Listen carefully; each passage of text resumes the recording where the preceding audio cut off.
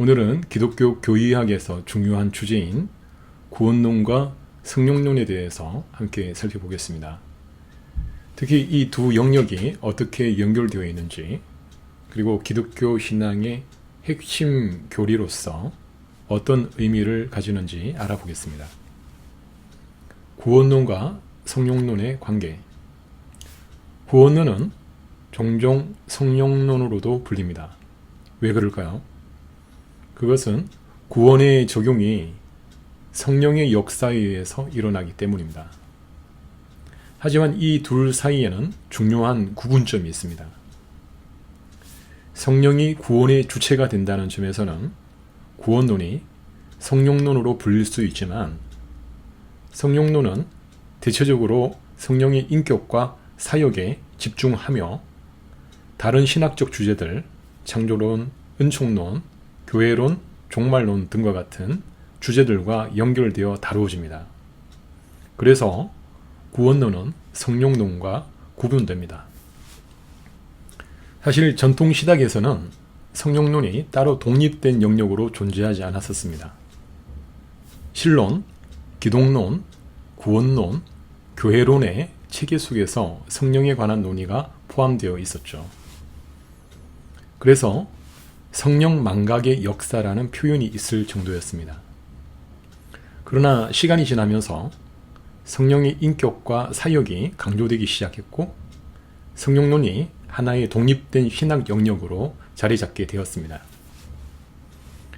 그리스도와 성령의 역할 구분. 그리스도와 성령의 사역에는 명확한 구분이 있습니다. 그리스도께서는 구원의 역사를 이루셨습니다. 다른 말로 하면 성취된 구원, 구원의 성취를 이루셨습니다. 그리스도께서 구원을 획득하신 것입니다. 반면에 성령은 그리스도께서 이루신 그 구원을 신자 안에서 적용된 구원이 되게 합니다. 즉, 구속을 적용하는 일을 하시는 것입니다. 객관적으로 우리 밖에서 이루어진 그리스도의 구원이 성령의 사역에 의해서 신자 안에서 주관적으로 적용되어 그 효력이 나타나는 것입니다. 객관적 구원과 주관적 적용의 의미. 구원이 객관적이라는 말은 무슨 뜻일까요? 이는 주관적 요소에 의해서 달라지거나 변경되지 않는다는 의미입니다. 나 자신의 신앙 상태와 상관없이 우리 밖에서 일어난 객관적 사건으로서의 구원이 있다는 것입니다. 성경은 이러한 객관적 구원 사건에 대한 기록이며, 신자가 성경을 접할 때에 주관적으로 그 내용이 적용되는 것입니다. 객관적 구원이 하나님 말씀이라는 계시를 통해서 개인에게 주어집니다. 객관적 차원에서의 구원은 주관적 차원에서 일어나는 구원의 근거가 됩니다. 그리고 중요한 점은 이 객관적 구원이 모든 사람에게 보편적으로 주어지는 것이 아니라 나라는 구체적이고 개별적인 존재에게 주어진다는 것입니다.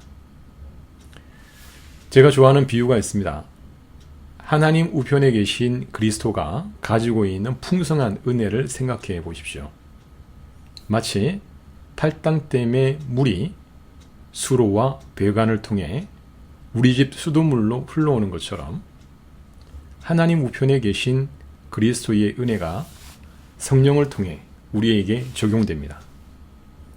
성령은 그리스도와 우리를 연결하는 수로와 같은 역할을 하는 것입니다. 칼빈의 구원론적 관점. 칼빈은 그에 져서 기독교 강요에서 이렇게 말합니다. 우리가 이제 검토해야 할 문제는 이것이다. 아버지께서 독생자에게 주신 유익들은 그리스도 자신이 사적으로 쓰시기 위한 것이 아니었다. 아버지께서 그리스도에게 많은 유익을 주셨는데, 그것은 빈곤하고 공공한 사람들을 부요하게 만드시기 위한 것이었다. 우리는 그 유익들을 어떻게 받는가? 칼빈은 그리스도께서 우리 밖에 계시고 우리가 그와 멀리 떨어져 있는 한 인류의 구원을 위해서 그가 고난당하며 행하신 일이 우리에게 무용하다고 말합니다. 그러므로 아버지께서 받으신 것을 우리에게 나눠주시기 위해서는 그가 우리의 것이 되며 우리 안에 계셔야 한다는 것이죠. 어린이 교회 학교에서 예수님은 어디에 계시니? 라고 물으면 내 마음에 있어요 라고 대답하는 것을 들어보셨을 것입니다. 하지만 실제로 예수님은 하나님 우편에 계십니다. 그렇다면 이 두 가지는 어떻게 연결될 수 있을까요? 바로 성령을 통해서입니다. 하나님 우편에 계신 그리스도가 성령에 의해 우리 마음에 계시게 되는 것입니다. 성령은 그리스도와 우리를 연결해주는 끈인 셈입니다. 구원론의 범위와 내용. 구원론이란 무엇일까요? 넓게 보면 하나님의 선택과 그의 언약을 포함하며 좁게는 그리스도께서 이루신 구속 사역을 성령이 죄인에게 적용하실 때 나타나는 내용을 말합니다. 구원론은 다양한 주제를 다룹니다. 예정, 신비적 연합, 부르심, 중생, 신앙, 회개, 칭의, 양자, 성화, 견인, 영화 등이 모두 구원론의 영역에 속합니다. 교리의 유기적 연결성. 기독교 교리는 따로 떨어져 독립된 상태로 존재할 수 없습니다. 모든 교리는 다른 교리와 유기적으로 연결된 상태에서 각자의 고유한 자리를 가집니다. 예를 들어 우리가 아담의 역사성에 대한 입장을 어떻게 취하느냐에 따라서 원죄론, 그리스도의 구속 등 다른 교리에도 영향을 미치게 됩니다. 만약 아담을 실존 인물이 아닌 상징이나 표상으로 본다면 원죄론에서부터 그리스도의 구속 사역에 이르기까지 기독교 신학의 많은 부분을 재해석해야 하는 문제가 생깁니다. 이것이 바로 교리가 유기체처럼 서로 연결되어 있다는 의미입니다. 하나의 교리에 대한 우리의 이해가 다른 모든 교리에 영향을 미치는 것입니다. 중생과 회개의 순서 문제. 구원의 과정에서 중생과 회개 중 어느 것이 먼저인지에 대한 논쟁이 있습니다. 이는 단순한 순서의 문제가 아니라 구원론 전체에 영향을 미치는 중요한 문제입니다. 만약 회개가 먼저라고 하면, 즉 회개를 했기 때문에 중생한다고 보면 구원이 인간의 행위에 의존하게 됩니다. 이렇게 되면 구원은 인간의 자유의지에 달려있게 되고 구원의 탈락 가능성도 열리게 됩니다. 이는 감리교적 견해에 가깝습니다. 반면에 장로교 전통은 중생이 먼저라고 봅니다. 성령 하나님께서 택하신 자에게 중생을 베푸시고 그 후에 회개와 회심이 따른다는 것입니다. 이 관점에서는 성령께서 시작하신 구원을 끝까지 지켜주신다는 성도의 견인 교리가 자연스럽게 도출됩니다.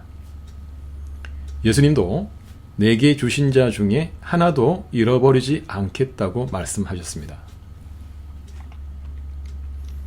구원의 확신과 신앙 체험의 구분. 신앙 체험과 관련해서 흥미로운 점은 유사 체험의 가능성입니다.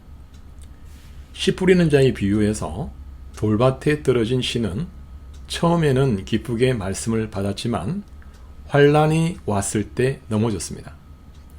이처럼 진정한 중생이 없이도 일시적인 감동이나 기쁨을 느끼는 유사 체험이 가능합니다. 그렇다면 배교자들은 어떻게 이해해야 할까요? 히브리스의 언급처럼 한번 비치어짐을 받고 배교한 사람들이 있습니다. 장로교 전통에서는 이들이 처음부터 진정한 구원을 받지 않았다고 봅니다. 반면 감리교 전통에서는 구원받은 사람이 구원에서 떨어질 수 있다고 봅니다. 칼빈의 지식론과 실존적 신앙. 칼빈은 기독교 강요를 시작하면서 이렇게 말합니다. 참되고 확실하고 온전한 지혜는 두 가지에 놓여 있다. 하나님을 알아가면서 우리 자신을 아는 것이다. 이 문장은 굉장히 중요합니다. 하나님을 알고 우리 자신을 아는 것이 아니라 알아가면서 아는 것입니다. 이는 동시성을 나타냅니다. 하나님을 아는 빛에서 나를 알고 나를 아는 것에서 하나님을 아는 상관관계를 말하는 것입니다. 칼빈은 또한 호기심과 사색을 구별합니다. 그는 단순한 호기심이나 머릿속에서 맴도는 생각이 아니라 실존적이고 인격적인 하나님 지식을 강조합니다. 하나님에 대한 지식은 건설적이고 교회를 세우는 방향으로 나아가야 한다는 것입니다. 과학과 신앙의 관계에 대한 고찰. 마지막으로 과학과 신앙의 관계에 대해서 생각해 보겠습니다.